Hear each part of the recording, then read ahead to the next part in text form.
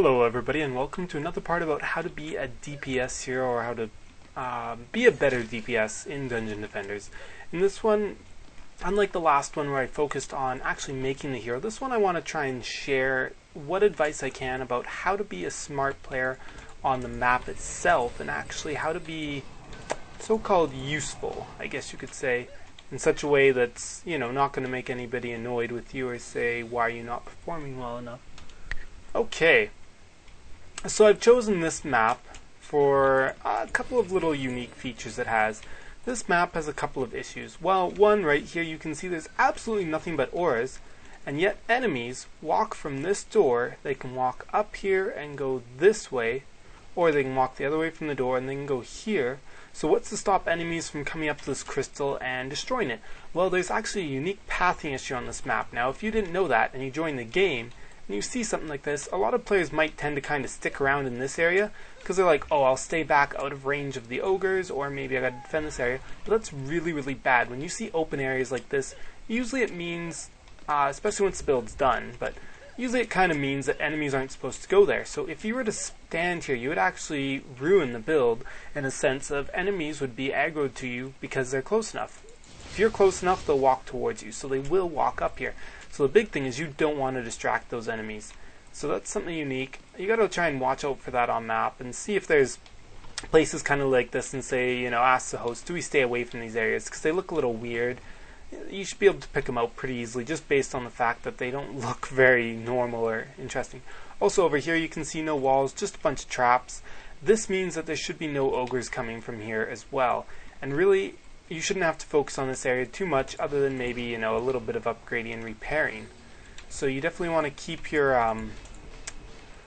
you want to consider that potentially this area you're probably not going to want to spend most of your time standing around here because really, you're not that useful if you're in an area that pretty much holds itself. And an area that doesn't have any walls or anything is probably going to hold itself pretty well, other than, of course, if there's a proximity mine trap that you need to keep repairing by looking at the charge count, making sure it stays kind of high. Now you can see here, this looks like a very busy area. We've got a lot of reflect beams, we've got a couple of towers, we've got a lot of minions, we've got a lot of stuff there. So that area is probably going to be hit pretty hard, but at the same time, it looks very well beefed up, the defenses. So you're going to have to kind of assess that as the game goes on and say, do I need to be in this area because it's pretty strong, or can I kind of leave it alone a little bit more than other areas? And then you look over here, this area similarly looks like, we'll definitely be getting ogres here. It's not as beefed up as the front and middle, although it is kind of a little bit on the strong side. It's a little bit weaker. So this area, maybe it gets less enemies, or maybe it just needs a little bit more help from a hero. Because sometimes what you'll do is you'll make a couple areas a little bit stronger to make one area, at the cost of making one area just a little bit weaker, so that way you can focus your attention on the areas, on that weak area with your heroes, and let the other ones kind of hold themselves. And then of course there's this last area. It looks pretty well beefed up as well, but then again we know this will be a troubled area. So first thing you've done when you go on the map, you want to kind of analyze and say, what are the areas where I'll probably be most needed? This area probably won't be needed a lot, just occasional upgrading. This area, probably don't want to be here. I should ask the host. It looks really weird, really open. There's probably a reason for that. This area is one area that someone will probably want to be at and defend. It's obviously going to be a trouble area, looking at how well the defenses are built up there, or just the vast number. And then of course the other two areas we've identified. Now if you have a full team, what you can do is you can each take areas of the map and just make sure you actively cover your area, guard it, and let the other people know when you're having trouble with your area.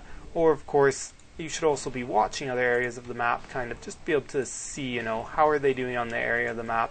Are they doing alright? Okay, obviously now not many of the upgrades are done. We're on a very high wave of survival, so it's going to be hard. So if you have a DPS hero who can take quite a few hits, which my Jester can, it has very high resistances, and, get out your Genie if you want. You don't have to, but it is beneficial, and you'll want to be considering upgrading. Now, there's a couple things you might want to do here. You might want to do a lot of attacking, obviously, because that's a lot of fun to kill things. But really, you want to make sure that the defenses hold. That's the most important thing, and that you don't die. So the majority of the round, you're probably going to be spending time not too far out of the battlefield, because you always want to make sure you're protected by the strength drain aura. You want to make sure that you're somewhere where you can upgrade things, keep an eye on things, keep them repaired. So throughout the game, as you watch me play, you'll notice I have a lot of what I like to call map awareness. We're going to be constantly bringing up the map overlay, which by default is the shift key. I've reassigned it to the side mouse button, so it's a lot easier for me to bring up. And we're going to be using that to keep an eye as well as wandering around the map. This is a nice small map, so we can see a lot of the things just by watching. So obviously the first thing we'll do is, get a little bit of mana. This area is a pretty easy area. We'll get a couple upgrades there. Okay, we got a couple upgrades. Let's check on the map. Nothing else big is hitting the other areas. So I'm going to upgrade this area a little bit, because I have a feeling that later on I can, pretty much just leave it alone. Okay, still nothing really hard hitting the other spots, so I can still upgrade here a little bit longer.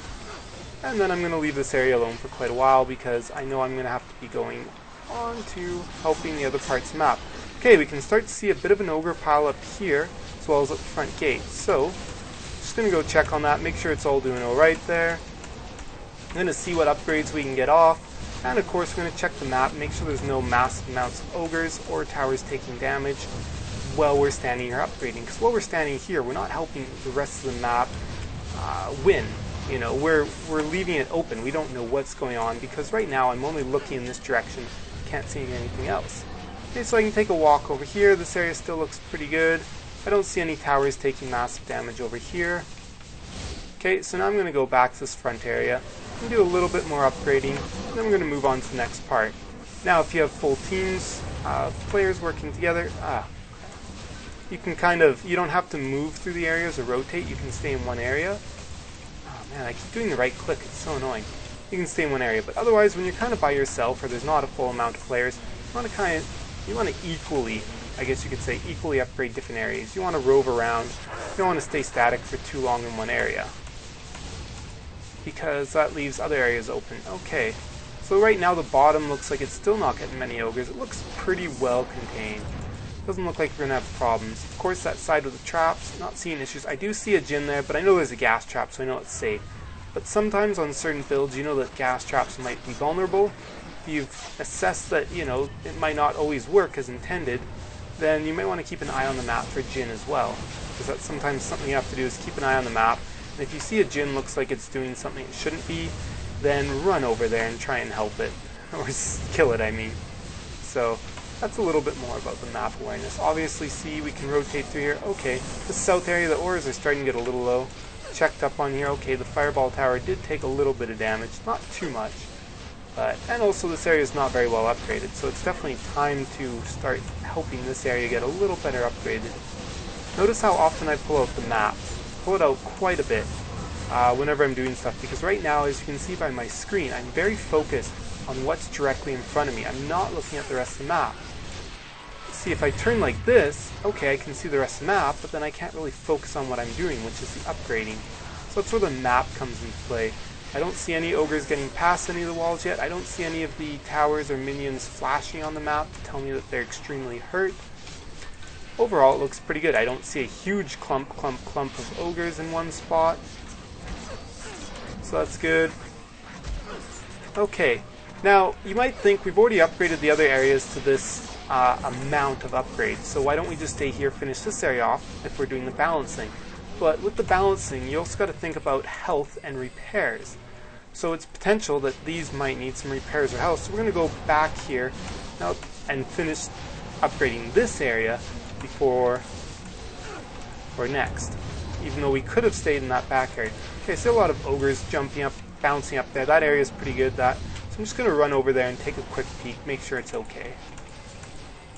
Okay, it looks pretty good. Looks like the pumped up ogres aren't doing too much damage. So now I can come back this way and finish what I started up here.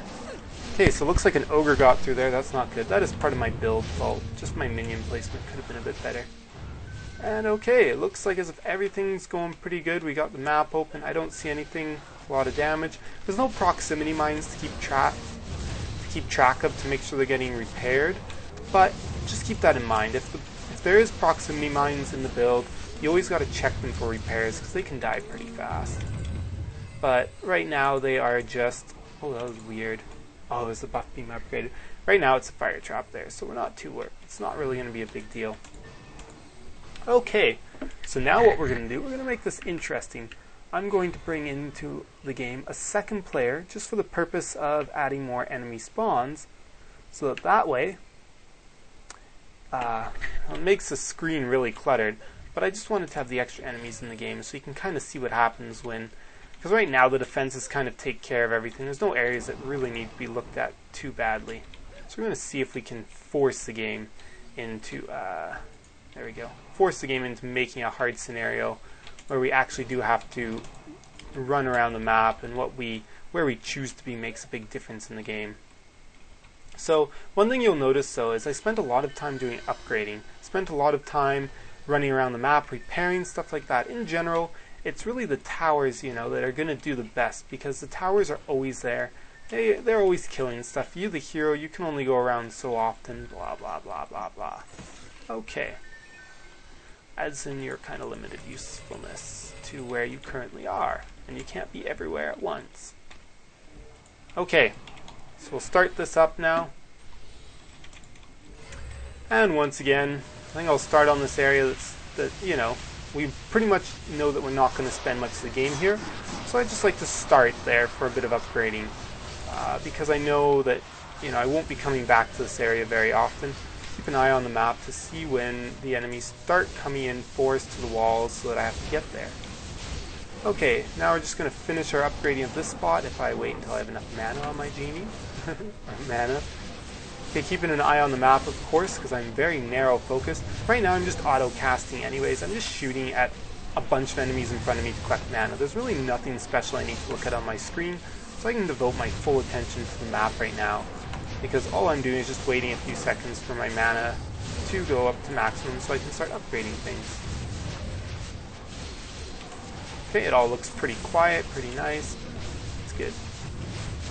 Don't have too much to worry about yet. I don't see anything getting hit too hard. We're good. Of course, if you're on the Jester, you can take occasional breaks to wheel percent kills, do the damage all, because that will prevent sharks from charging or Jinn from unsummoning. You can also do the heal all, of course, to repair all the defenses if you notice something's starting to get hurt and you don't think you can reach it in time. Okay, so this area is now fully upgraded. So now we can move on, and nothing's really damaged there. Of course, the one thing I do want to do is just check on all my other towers. Okay, this one, I know that one might take a bit of damage, would need some repairs, so that's why I went and checked on it. Because it's a tower that's not guarded by a reflect beam. I've seen it take damage in other ways, stuff like that. Okay. Doesn't look like there's anything to worry about anywhere else on the map yet. I don't see any Jinn misbehaving. The ogres all seem to be pretty good.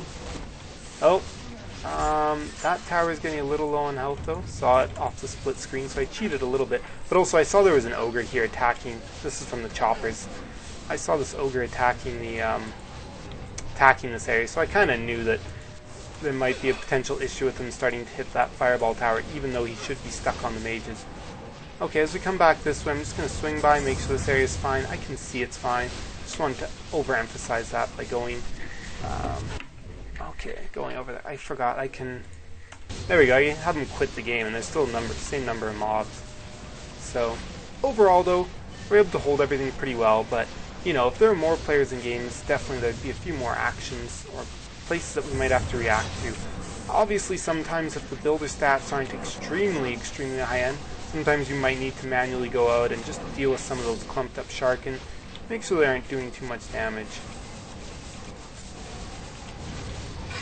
Okay, whoa, and once again we see that an ogre got through the wall and is able to attack these towers, so it's very important we try and kill it. But I just saw on the map that this tower is really low on health. I could see it was kind of a blinking red, so I had to go quickly upgrade it, or heal it I mean, although I could have tried to use my Jester wheel to do that as well. Okay, so that ogre that made it over the wall is dead, so I know nothing's going to be hitting the towers for a while. So I'll go back and deal with this one that's over the wall. And of course now I'll just kind of continue with my upgrading path. And of course, as I said, that one area, we've been able to leave it alone almost the whole game. If there was a prox trap, we'd want to just run by and repair it every now and again, just to make sure that nothing weird's going to happen. Okay. Once again, pull up the map. I don't see any towers that are getting hurt. I don't see ogres getting through the wall. I see a lot of ogres coming for this wall. Whoa, a lot on the main wall, actually. So maybe I'll go over to the main wall and help deal with this. So I'm just going to stay here for a bit and do some attacking. See what damage I can get done to these ogres. Especially the ones that manage to get past the wall. That's quite troublesome because they will hurt the towers, which, you know, the build's kind of designed so the towers aren't taking too much damage. And I'll go check on south because I know this tower does become vulnerable to taking some damage. Okay. Look at our map. Looks like there's really nothing to fear too much anymore. It looks like we've kind of gotten everything under control, so I'm not too worried. I won't have to go back to those places, although this place still does have quite a few ogres. I doubt there'll be a big problem with nothing else there. And indeed they aren't. They're just a free mana farm. Okay, that area is fully upgraded. There's only one area left to fully upgrade and we'll be done. Okay, so that's kind of what we've done. I don't know if you guys really got all of the depth out of that, but really the big thing is using your map, having some form of map awareness. You want to know what's going on, you want to know what the other players are doing in your game, you want to know which areas look weak. Sometimes what you'll notice is sometimes you'll see that there's nobody in an area, and you'll notice some enemies there that look like they could be potentially taking something out, doing a lot of damage, and, you know, just use your best judgment and say, I think that area is going to be in trouble, and just start running there. Of course, if there's someone really close to it compared to you, tell them that area needs defending, and then go there after you've told them, just in case they don't read your message right away and respond quickly enough. Now the other thing, of course, is being useful in terms of depending what heroes to use, or you know, DPS heroes. Now obviously if someone wants you just to use summoners only so that they can get the armor drops, pretty self-explanatory what you're going to do. But if you're doing something like a monk, you might want to consider which areas are really beneficial to tower boost. Well, in this case, maybe standing right between these two areas might end up being the best, because then you're going to try and get the most amount of coverage. Now, then again, maybe those areas hold quite well and they don't really need your extra help from the tower boost. Or maybe they're too far apart, you can't get both at once, so you kind of got to pick one. Well, it's not too bad of a choice if you choose to pick the one down here, but still be able to buff these two towers right here and the mage minions, because that's a lot of extra damage you're still being able to buff. Of course, too, you know, just knowing when to go into certain places to melt ogres with your amazing DPS can be helpful too.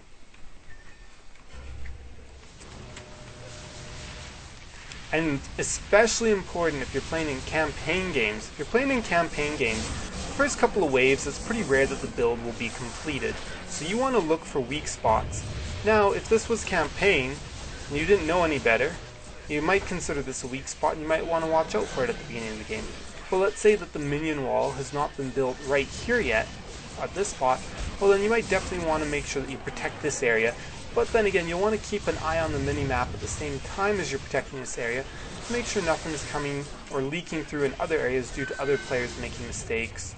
You know, because it's easy for other players to accidentally make mistakes or let stuff through. Not everybody's going to watch this tutorial and benefit from my amazing teachings, so, you know, definitely account for that. It's kind of a hard fact of life.